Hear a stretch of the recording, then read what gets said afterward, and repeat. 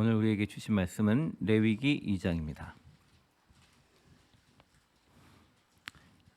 제가 가지고 있는 성경은 이제 메시지 성경이고 각자 성경이 좀씩 달라요. 개역 기정도 있으시고 쉬운 성경도 있고 그렇기 때문에 각자 의역해서 잘 보시면 좋을 것 같습니다. 하나님에게 곡식 제물을 바칠 때는 고운 가루를 사용해야 한다. 그 가루에 기름을 붓고 향을 얹어 아론의 아들인 제사장들에게 가져가거라. 그러면 제사장들 가운데 한 사람이 고운 곡식가루 한 움큼과 기름을 가져다가 향 전체와 함께 제단 위에 기념물로 불살라야 한다. 이것이 불살라 바치는 제물이며 하나님을 기쁘게 하는 향이다. 곡식 제물 가운데 남은 것은 아론과 그의 아들들 몫이다. 이것은 하나님에게 불살라 바치는 제물 가운데 지극히 거룩한 것이다.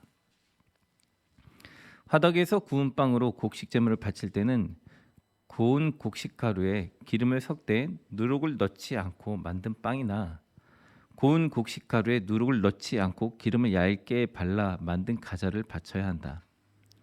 철판에 구운 것으로 곡식 제물을 바칠 때는 고운 곡식 가루에 기름을 섞되 누룩을 넣지 않고 만든 것을 바쳐야 한다.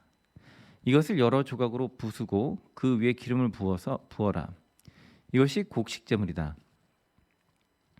냄비에 넣어 튀긴 것으로 곡식 제물을 바칠 때는 고운 곡식 가루에 기름을 섞어 만들어야 한다.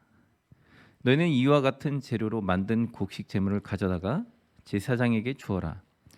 제사장은 그 곡식 제물을 제단으로 가져가서 그 중에서 기념할 조각을 떼어 제단 위에서 불살라야 한다.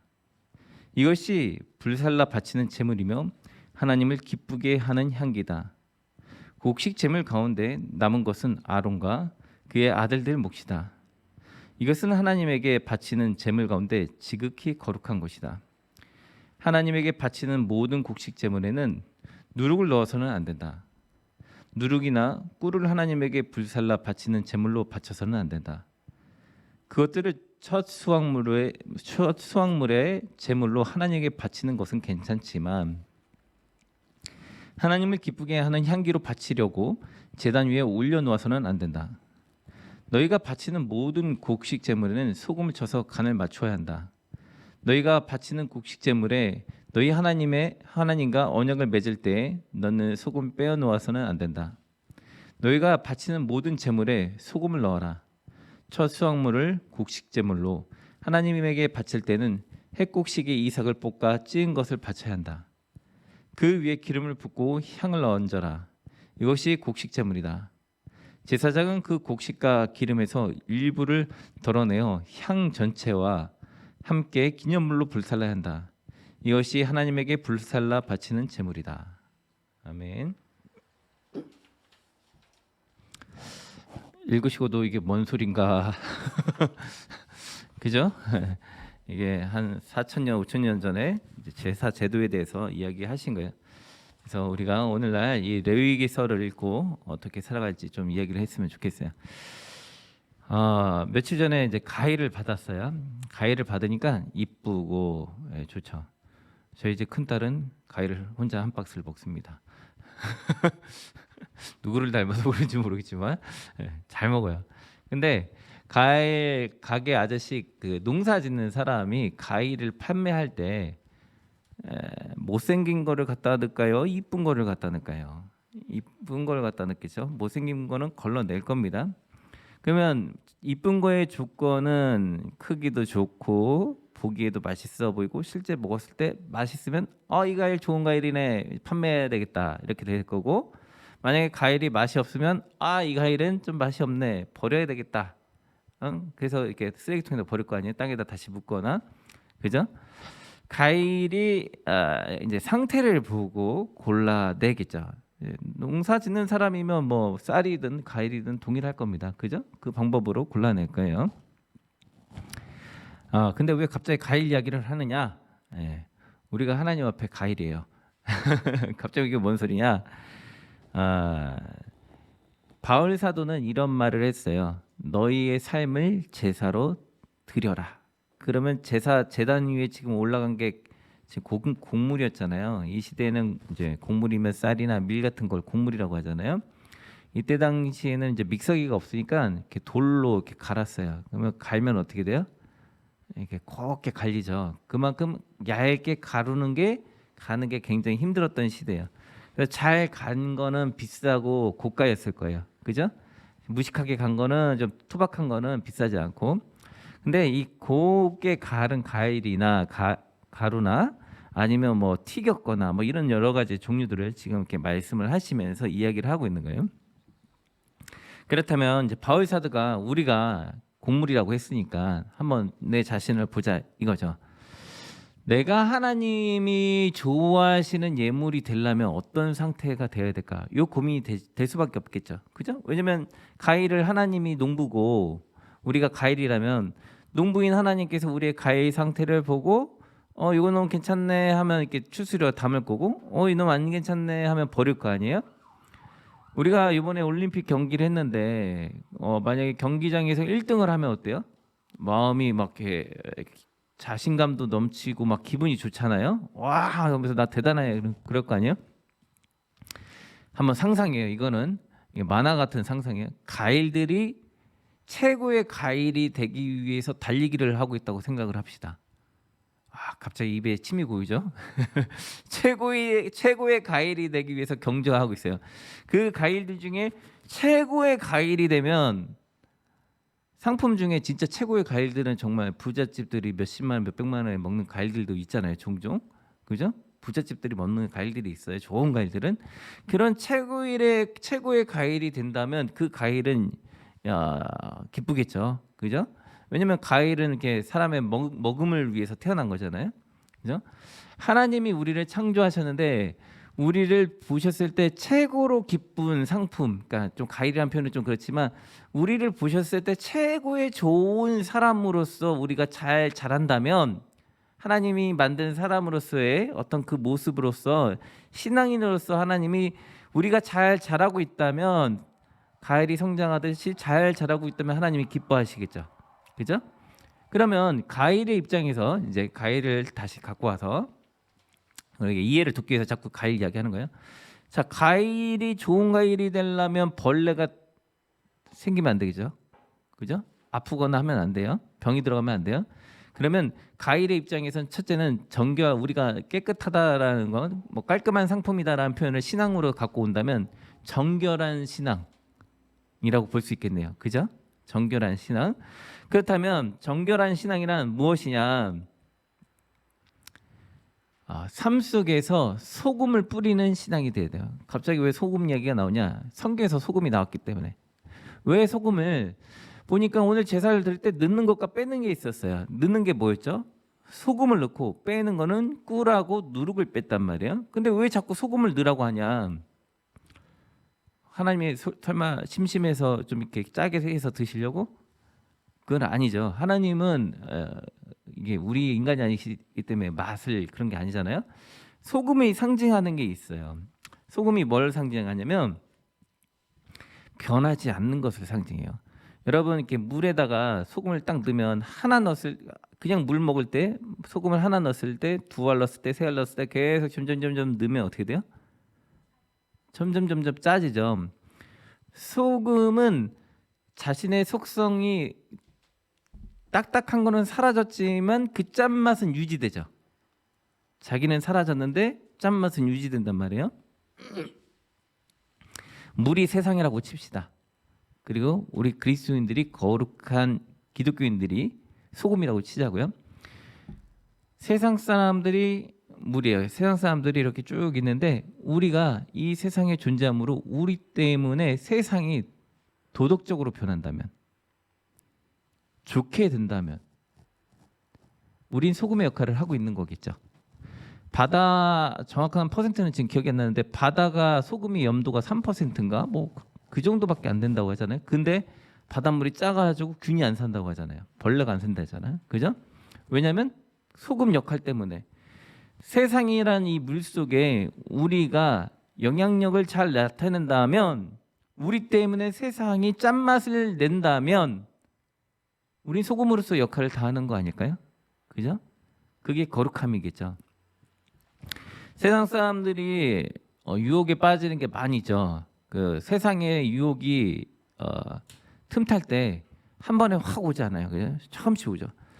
특히 이제 술 중독하고 게임 중독이 대표적인 예인데, 유혹의 대표적인 예인데, 어른들이 그런 말을 하죠. 처음에 사람이 술을 마시고 나중에 술이 사람을 마신다. 이 표현을 해요. 나는 술을 안 먹어. 그 표현을 해요. 그 말은 뭐예요? 자기의 의지와 상관없이 한다. 이걸 게임에 갖다가 넣으면 처음에 게임은 누가 해요? 사람이 했지만 나중에 이게 현실인지 게임인지 구분이 안 가더라. 게임을 많이 하는 애들은 그렇게 하죠. 하루 10시간씩 12시간씩 자신의 게임이 자신의 인생인지 게임의 인생인지 구분이 안 가게 그렇게 되는 경향들이 있단 말이에요. 그렇다면 소금이라면 어떻게 될까요? 소금은 게임도 안 하고 아무것도 안 하는 상태일까요? 지금 하나님이 우리에게 원하시는 거는 다 끊고 산에 들어가서 교회 들어가서 그냥 기도하고 말씀만 보고 거룩하게 살아라. 이걸 원하는 건가요? 그게 아니죠. 우리는 지금 세상 속에 있잖아요. 세상 속에. 세상 속에서 나의 짠맛을 어떻게 발휘할 것인가.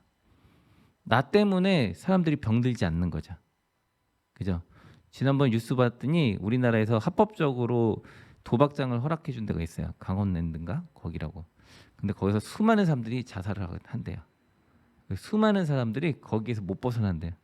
처음에는 10만 원, 20만 원 떴다가 나중에는 그 늪에서 못 나와서 자신의 인생을 2억, 5억, 10억을 막 넣고 나중에 도저히 여기서 못 나오니까 자신의 삶을 갖다 포기하는 사람이 많다라고 뉴스에 나왔어요. 그만큼 세상은 우리를 유혹하는 것들이 많아요. 그럴 때 우리 기독교인들은 무엇을 해야 하느냐 이거죠. 바로 정결하게 삶을 드린다. 즉 소금 변하지 않는 것. 소금은 자신의 정체성을 녹여서 세상을 변화시키기도 하는 것도 있지만 또 하나는 변하지 않는 약속을 상징하기도 해요. 그건 뭐냐면 하나님이 우리를 자녀로 삼았다라는 거예요. 생각해 보세요. 수많은 밖에 돌들이 있어요. 그죠? 수많은 돌들이 있는데 여러분은 그 돌들을 다 귀중하게 여기나요? 종종 바닷가 갔다 오면 우리 세경이가 뭐를 주워와요. 조개나 뭐 돌이나 이쁜 걸 주워와요. 그러면 집에 잘 보관이 돼 있으면 좋겠는데 몇 년 후에 몇 년도 아니지 며칠 후에 방에서 다 굴러다녀요. 그죠? 그건 비싼 거는 아니잖아요. 근데 우리 어른들도 돌인데 비싸게 여기는 게 있어요. 그죠? 그 뭐죠? 다이아몬드 같은 거, 보석과 같은 거, 금 이런 거는 차고 다니고 걸고 다녀요. 매일. 근데 조개 껍데기 갖다 걸고 다니는 사람은 아무도 없어요. 아 이쁘다 딱 했는데 여기다 걸고 다니는 사람은 아무도 없죠. 왜? 귀중하지 않으니까. 하나님이 우리를 수많은 사람들 가운데 선택하고 귀중하다라고 할 때 우리는 귀중한 자가 되는 거예요. 그죠? 하나님이 길에 있는 돌을 갖다가 이렇게 소중하다 우리를 택해가지고 우리를 하나님이 항상 이렇게 품고 다닐 때 귀중하게 되는 거예요. 이게 바로 소금 언약인 거예요. 하나님이 우리를 잡고 놔주지 않는 거예요. 계속 차고 다니시는 거예요. 우리를. 이게 소금인 거예요. 변하지 않는 약속. 하나님이 우리를 딱 잡자마자 갖다가 버려버리면 우리 길바닥에 다시 내쳐지는 인생이 되잖아요. 근데 하나님이 우리를 붙잡아 주시는 거예요. 그래서 삶으로 예배를 드릴 때에는 우리가 좋은 열매 되기 위해서 열심히 노력할 필요가 있어요. 자기 자신을 가공할 필요가 있는 거예요. 열심히 노력하고 자신을 다 이렇게 가꾸어 갈 필요가 있는 거예요. 사람들 중에 자신을 방치하는 사람들이 있어요. 하루 종일 게임만 하고 하루 종일 집에만 있고 하루 종일 먹기만 하고 하루 종일 머리도 안 감고 해가지고 어떤 사람 집에 가보면 집에 막 쓰레기와 막 설거지 안 된 거와 방바닥에 그 기름때 진 거와 바퀴벌레와 막 털이 수부룩하게 나와 있고 막 몸무게는 150kg 이렇게 막 되어 있고 막 이런 사람도 있어요. 자기 관리가 안 돼서. 네. 하나님이 지금 우리에게 원하시는 건 신앙적인 관리를 통해서 좋은 열매로 성장되어지길 원하는 거예요. 그게 바로 정결하게 드리는 삶인 거예요. 자신을 가꾸고 자신을 다듬어서 하나님 보시기에 최고의 상품이 되도록. 그런 경우 있잖아요. 세상에서 봐도 저 사람 정말 엘리트다 이런 말을 하잖아요. 그 엘리트라는 사람이 그냥 엘리트가 된 게 아니잖아요. 자기 자신을 가꾼 거잖아요. 그죠? 세상에서 가꿔도 저렇게 능력 있습니다라고 인정을 받는데, 하물며 하나님 앞에서 자신을 가꾼다면 하나님께 인정을 받지 못하겠어요? 그러니까 하나님 앞에 인정을 받으려고 자신을 가꾸어 드리는 거예요. 그래서 소금처럼 변하지 않고 진정으로 하나님 앞에 드리는 것들을 노력을 해야 되는 거죠. 두 번째는 삶을 성숙하게 드려라라는 거예요. 여기 아까쯤에 읽다 보면 요 본문이 있었어요. 뭐가 있었냐면, 첫 열매를 드리는 것은 괜찮으나 좋은 냄새 때문에 드리는 것은 안 된다, 이 표현이 돼 있어요. 제사 곡식 수확한 거 드리는데 왜 첫 열매는 드리는 건 괜찮은데 얘는 냄새 때문에 드리지 말라고 하지? 이런 표현이 있어요. 첫 열매가, 한번 상상을 해봐요. 열매를 막 맺었어요. 이렇게 알이 이렇게 팍 피어 올랐어요. 얘는 탁 터뜨리면 어때요? 향기롭기는 하죠. 근데 맛은 아직은 덜 차 있죠. 그죠? 첫 열매니까. 제가 처음에 예수님을 처음 만났을 때 이런 생각들을 했어요. 나 열심히 믿고 있는데, 고등학교 3학년 때 막 하루에 3시간, 4시간씩 기도했거든요. 그리고 막 성경책 2시간씩 보고 그랬어요. 야, 나 진짜 신앙생활 잘하고 있구나 생각을 했어요. 이때 하나님이 날 딱 오시면, 만나면, 나 천국 가면 진짜 하나님이 나 정말 칭찬하시겠다, 막 이 생각을 했어요. 근데 25년이 지나서 생각을 해보니까 끊는 냄비예요, 냄비. 네, 고난이 없잖아요. 그동안 고난을 겪은 적이 없어. 막 뜨거워서 막 믿어서 막 이제 기쁨만 있는 거야. 근데 삶 속에서 고난 가운데, 아픔 가운데, 힘든 가운데 하나님을 포기하려고 하는데 포기하지 않고 매달리니까 하나님 안에서 성숙과 성장하는 것들이 보이는 거예요. 오늘 막상 이렇게 강아지 봤는데 무슨 일이 있었냐면, 차 타고 오는데 강아지가 이제 차가 오니까 주인이 확 잡아당겼잖아요. 근데 강아지가 또 다시 확 도망가는 거예요. 그러니까 다시 주인이 확 잡아당겨요. 그러니까 또 도망가요. 그러니까 확 잡아당겨요. 그러니까 강아지가 이렇게 딱 쳐다보는 거예요. 그러니까 주인도 이렇게 쳐다보는 거예요. 서로 보면서 그 눈빛들이 얼마나 웃긴지. 강아지를 빨리 안 나 놀라고 막 이러고 있고, 주인은 어딜 가 이놈의 자식이 이러고 있고 그러더라고요. 근데 그걸 보면서 무슨 생각이 들었냐면, 제가 이제 막 예수님을 믿었을 때 그 장면이 생각났어요. 왜냐면 믿었을 때 그런 꿈을, 똑같은 이 꿈을 꿨거든요. 왜냐면 기도를 하는데 막 그렇게 하루에 4시간씩 기도를 했는데 하나님이 응답을 안 해줘. 뭔 기도를 했냐면, 하나님, 이 가난한, 지긋지긋한 가난에서 벗어나게 해달라. 부모님 싸우는데 제발 좀 싸우지 말게 해달라. 내 인생 좀 어떻게 좀 해달라. 내 인생 막 이제 뭐 전교꼴등도 하고 막 상황이 너무 안 좋다, 힘들다. 근데 한 3년 2년을 기도했는데 하나님 응답을 하나도 안 했잖아. 집이 갑자기 부자 된 것도 아니야. 그렇다고 얼굴이 잘생겨진 것도 아니야. 그렇다고 뭐 부모님이, 할머니 할아버지들이 뭐 부모님들이 안 싸우는 것도 아니야. 도대체 하나님 해줄 게 뭐가 있어요? 그래서 이제 화가 나니까 교회를 안 간 거죠. 예, 기도를 안 한다고 안 했어. 그래서 한 주 이상을 안 했더니 이 강아지 꿈을 꾼 거예요. 강아지가 막 쫄래쫄래 막 이렇게 막 놀고 있는 거예요. 가지고 하늘에서 소리가 들리게, 야, 저 강아지 어떻게 해야 되냐 그러길래, 개줄 목걸이를 이렇게 채워야죠. 근데 강아지가 목걸이를 채웠는데 계속 이렇게 막 하는 거예요. 그러니까 어떻게 해야 되냐 해서, 된장 발라야죠. 그게 너다. 그러시더라고요.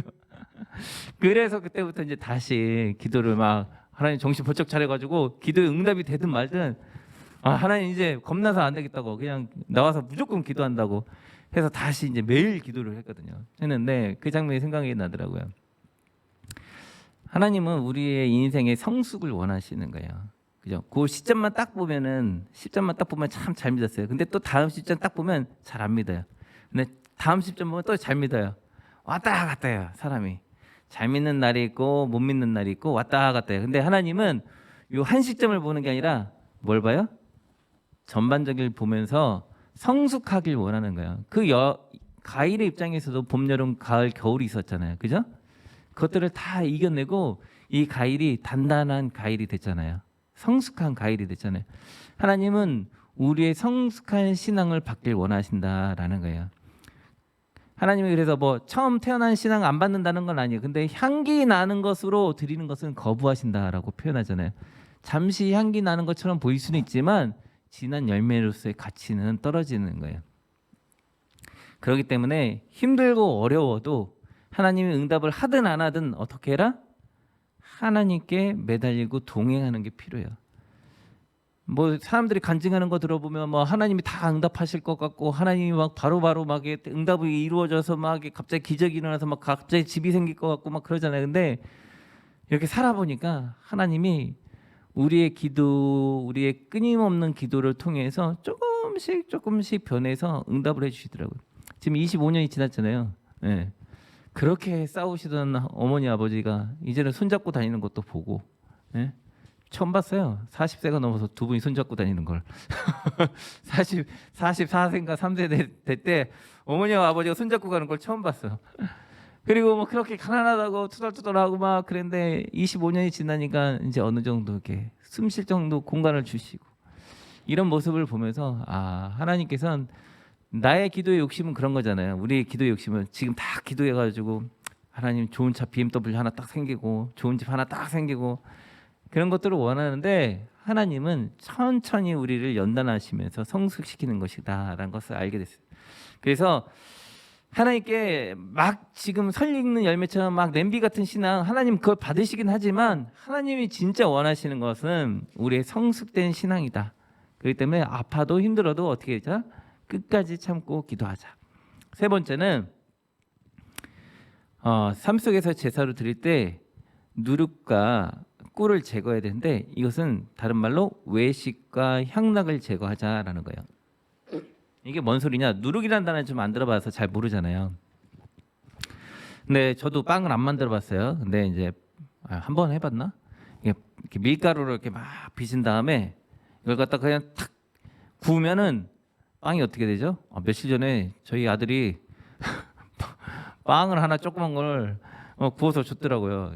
그냥 밀가루만 붙여가지고 그냥 줬나 봐요. 딱딱하더라고요. 그죠? 먹으면 이만큼 먹었는데 배가 부르더라고. 예. 이걸 갖다가 무교병이라고 하는 거예요.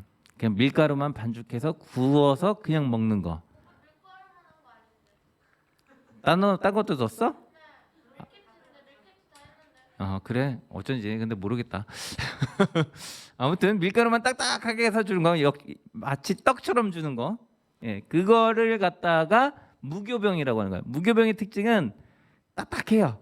그래서 그냥 과자 같아요. 왜냐면 그냥 아무것도 안 넣었으니까. 그래서 먹으면은 이렇게 튼튼하죠. 이게 배에 들어가서 뿔잖아요. 이게 막 불어 올라서 배에서 불러요.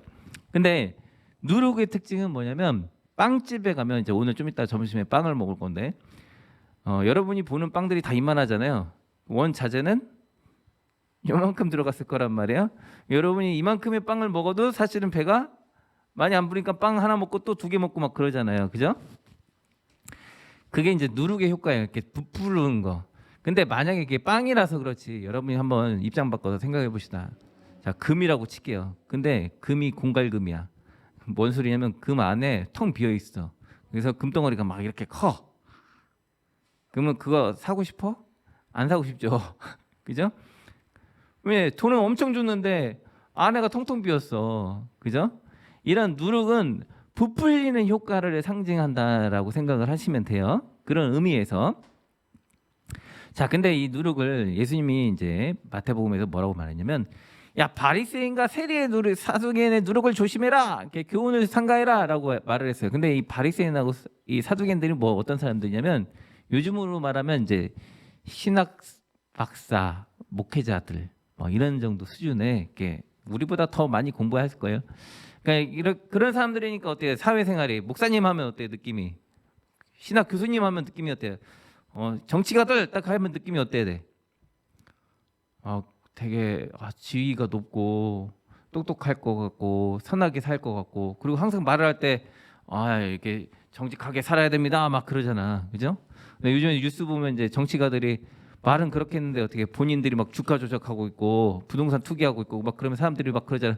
아니 저런 것도 지금 너네들이 있는 거 아니냐 하면서 뭐 똑같이 해먹네 나쁜 놈들 막 하잖아요. 그래서 그럴 때 쓰는 단어가 위선자 이런 말을 한단 말이에요. 위선자. 그죠? 위선자의 특징이 뭐예요? 앞에서는 착한 척, 뒤에서는 나쁜 짓 다 타는 게 위선자인 거예요. 그러니까 하나님이 지금 여기서 누룩을 상하여라 이거는 뭐냐면 겉으로는 세상 사람들한테 착한 척하고 다니는 거예요. 착한 척. 착한 척 해봤어요? 안 해봤어? 착한 척 본인도 모르게 할 수 있어요. 저는 요거가 사실 교회를 20년을 다녔지만 잘 와닿지 않았어요. 왜냐하면 나는 착한 척 한다고 생각한 적이 없기 때문에. 근데 언제 깨졌냐면 이제 상담 이제 처음 이제 할 때 그 대학원 다닐 때 교육을 받는데 이런 일이 있었어요. 어떤 교회에 이제 사역을 했었는데 그 사역자 아드님이 있었어요. 근데 그 아드님이 전화가 왔어요. 근데 별로 내가 안 좋아해. 그 아들을 별로 안 좋아해. 안 좋아하는데 전화가 왔어. 근데 그냥 예의상 싫은데 그냥 뭐 묻는 거 내가 다 계속 대답을 해주고 있는 거야. 여긴 이렇고 여긴 저렇고 계속 얘기를 하고 있는 거야. 근데 내 속은 어때요? 안 좋아해. 근데 겉으로는 어떻게 계속 친절하게 해. 이건 뭐야? 뭐 하고 있는 거야? 착한 척 하고 있는 거야. 착한 척. 예, 착한 척 하고 있는 거야. 착한 척. 예. 그냥 그래요. 잘 지냈어요. 그래요. 다음에 봐요. 그냥 끊으면 되는데 내가 싫으면 뭐 굳이 오래 대화할 필요 없잖아. 근데 그냥 그걸 일일이 묻는 걸 다 대답해주고 오래 통화를 하고 있는 거야. 근데 내가 그게 문제라고 생각을 안 했어. 근데 상담 교육 갔다가 교수님이 그 교회에서 가르치는 교육 가르침하고 좀 다르지 않아요? 그게 뭐가 다르지? 라고 생각하고 집에 와서 기도를 하다가 하나님이 새벽 기도에 갑자기 깨달음을 주시면서 그게 바로 위선이었다 라는 마음을 주시더라고요. 그래서 대성통곡하면서 회개하면서 기도했는데 바로 이게 위선인 거예요. 위선. 네, 착한 척. 우리의 착한 척. 하나님 앞에서 착한 척 하지 말아라. 네. 하나님 앞에서 착한 척 하면 안 돼요. 바리새인들이 하나님 앞에서 자기는 죄 없다고, 자기는 깨끗하게 산다고 그랬거든요. 근데 세리와 세금 징수원과 자신의 몸을 파는 창녀들은 하나님 앞에서 내가 죄인입니다 라고 말을 했어요. 그랬더니 하나님이 그들을 용서해 주셨거든요. 그러니까 하나님 앞에서 위선 떨면 안 돼요. 하나님 앞에서 정직하고 하나님 앞에서 바르게 살라고 해야 하는 거예요. 그래서 예수님은 이런 위선 떠는 사람들을 뭐라고 말했냐면 회칠한 무덤이다 라고 말했어요. 회칠한 무덤은 뭐냐면 회는 석회예요. 석회. 시멘트. 무덤에다 시멘트를 칠하면 어떻게 돼요? 무덤처럼 보여요? 예를 들어서 상상을 한번 해봅시다. 이 뒤에 벽 뒤에 이 벽 뒤에 시체가 있다고 생각합시다. 그럼 여러분은 요것만 봤을 때 시체가 있다고 생각이 들어요? 없다고 들어요? 없다고 생각이 들잖아. 이걸 위선이라고 표현한 거예요. 내 속은 썩었는데 문드러져 있는데 겉으로는 화려한 척. 이걸 이제 뭐 심리학에서는 뭐 가면이다, 얼굴에 가면이다, 뭐 이런 표현들을 쓰죠. 네. 이게 좋을 수도 있는데 겉과 속이 다르면 문제가 심각한 거예요. 왜? 인격이 두 개잖아. 겉의 인격은 화려한데 뒤의 인격은 썩었어. 그럼 이 사람이 제정신일까? 네, 이 사람은 제정신이 아닌 거예요. 그죠? 어려움이 있는 거예요. 그렇기 때문에 속과 안이 같아야 돼. 그래서 내 속에서 답답하면 밖에서도 이야기를 해야 되는 거예요. 그죠? 근데 안에서는 끙끙거리고 속 타들어가고 있는데 밖에서는 표현을 안 해. 이런 문제가 심각해지는 거예요. 왜냐하면 인격이 두 개로 나눠지니까. 그러니까 나눠지는 거리가 멀면 멀수록 자기 파괴적이고 안에 있는 인격과 밖에 있는 인격이 일치되면 밖에도 화려하고 안에도 화려해. 금상첨화죠. 그죠?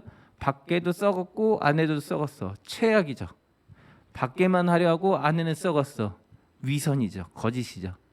그러니까 우리는 뭘 만들어야 되는 거예요? 안과 밖이 화려한 신앙인, 즉 성숙된 인격, 성숙된 삶, 이것을 하나님 앞에 드려라. 외식하지 말아라 라는 거예요. 꿀은 달콤하잖아요. 그죠? 달콤함으로 자신을 향락에 빠지게 하지 말아라 라는 것들을 상징하고 있는 거예요. 그러므로 우리가 하나님 앞에 드려야 되는 것은 첫째, 경건한 삶으로 자신을 조절하면서 절제된 삶 가운데 드리는 거예요. 그리고 성숙된 신앙인으로서 자라기 위해서 열심히 참고 견디고 나아가는 거예요. 그리고 자신을 부풀리지 않는 거예요. 남들에게 좋아 보이려고 커 보이려고 자신을 부풀리고 겉에만 막 화려하게만 그런 만드는 사람이 아니라 속까지도 단단해야 돼요. 종종 연예인들 중에서 보면 겉은 되게 화려한데 삶이 속이 화려하지 않으니까 힘들어하는 분들도 있잖아요. 그러기 때문에 안과 겉이 같은 사람이 돼야 되는 거예요. 그래서 우리는 좋은 열매를 맺어야 되는데 이 좋은 열매는 갈라디아서에 보니까 이렇게 말을 하고 있어요. 성령의 열매는 사랑과 희락과 화평과 오래 참음, 자비, 양선, 충성, 온유, 절제. 요거를 하나로 보고 있어요. 여러분 귤에 비타민 A, B, C, D가 한꺼번에 있나요? 따로따로 있나요? 한꺼번에 다 있죠. 그 안에 맛이라는 것도 포함돼서 다 들어가 있잖아요. 그것처럼 이 모든 것들이 성숙되어져 가면서 커가면서 우리 안에 가득해져야 되는 거예요. 그렇기 때문에 우리가 무엇을 해야 되냐? 잘하면서 가일이 노력은 할 수 있는데 잘하면서 문제가 생기는 걸 가일이 스스로 극복하는데 가능한가요? 안 되죠.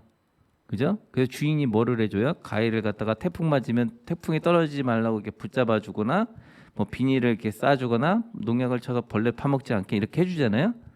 그것처럼 하나님 앞에 요청을 해야 돼요. 하나님, 내가 이런 것들이 부족합니다. 나의 이런 것들을 도와주세요. 라고 요청하는 기도를 하셔야 돼요. 그래야지 신앙인이 건강한 신앙인이 될 수 있는 거예요.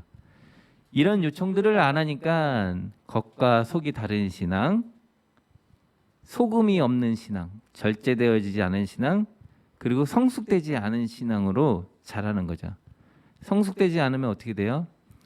교회에서 시끄럽겠죠. 나 잘났어 이야기하고 나면서 또 위선이 가득하면 어떻게 돼요? 겉으로는 화려한데 속에서는 시꺼멓고, 그죠? 소금이 없으면 어떻게 돼요? 절제되어지지 않고 자기 마음대로 하고 살아가고 그런 모습이 될 거 아니에요? 그러니까 우리는 신앙생활을 똑바로 바르게 해야 된다. 절제되어지고 성숙되어지고 균형 있고 그리고 내 속사람과 안사람이 같이 성장하는 신앙. 우리의 속사람이 있다고 성경은 늘 말해요. 내 속사람과 안사람 밖에 있는 사람이 같이 성장하는 신앙이 되기 위해서 노력을 해야 된다. 보통 밖에 있는 사람하고 안에 있는 사람을 이 밸런스를 잘 못 맞춰요. 사람들이 누구나. 저도 맞추기 힘들고 그래요. 왜냐하면 보통 이렇게 사람들이 나를 보는 대외적인 이미지를 관리하려고 하지 안 사람을 이렇게 키우려고 하지 않거든요. 그래서 그런 것들에서 벗어나서 일치하려고 하는 사람이 되자. 이것이 오늘의 말씀입니다. 그러므로 우리가 하나님 앞에서 열심히 신앙생활하면서 단련하며 나아가는 저희가 되었으면 좋겠습니다. 기도하겠습니다. 우리가 한 5분간 하나님 도와달라고 우리의 신앙이 아름다운 열매로 성장할 수 있게 달라고 붙들어 달라고 그러기 위해서 우리의 필요들을 채워주시고 도와주시고 역사해 주셔서 우리가 변화되어지고 성장하고 우리가 기도하다가 포기하거나 무너지지 않고 하나님 앞에 계속 끊임없이 기도해서 응답받게 달라고 해서 우리의 가정과 미래의 가정이 변화되어지고 놀라운 역사 가운데 있게 달라고 우리가 잠시 같이 기도하도록 하겠습니다. 기도하겠습니다.